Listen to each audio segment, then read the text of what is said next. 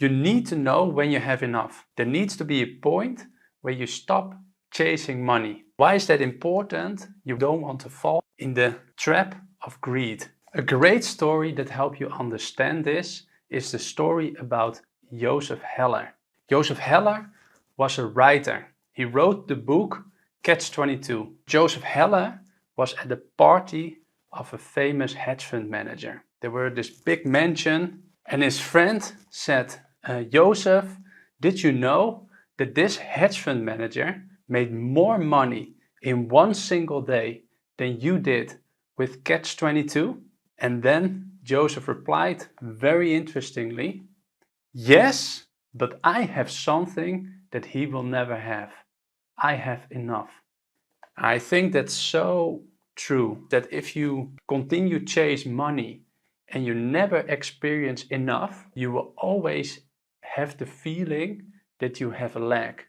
And true wealth is all about abundance, having more than enough. And in my view, wealth is having enough to share with others. And Joseph Heller was completely right there. Maybe also an important example that I can share, and this is a very, very interesting story. This is the story about Jesse Livermore. He was a legendary trader on Wall Street. And as an investor, I'm always quite curious about these stories. He lived in 1877, so a long time ago when investing was still in the early stages. And he became well known for what is now called technical analysis, and he made a lot of money going short the stock market. And what is going short? That you bet against the stock market. So effectively means that if the stock market goes down, you make money. But interestingly enough, the story about Jesse Livermore is how he became famous. First of all, because he was very successful. He made over $100 million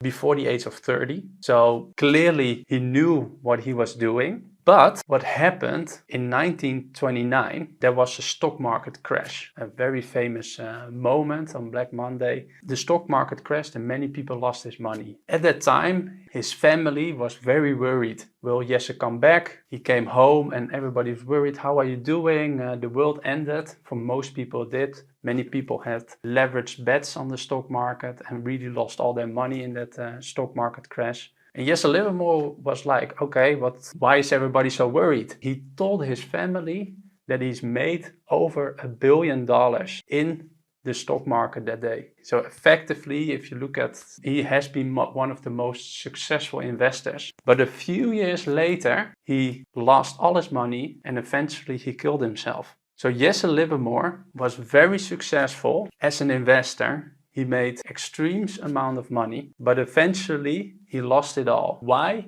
He went bigger, bet bigger, and eventually things go wrong. And then he lost everything and eventually he lost his life. So you need to determine for yourself when you have enough. What I want to say to you is that you need to always think about, why do you want to be wealthy? Is it just to be rich, have a lot of money, but more about what you can do with it? How can you help people with it? How can you help your family with it? Stay focused on that purpose. So this is also something that I apply in my own life, is that I don't want to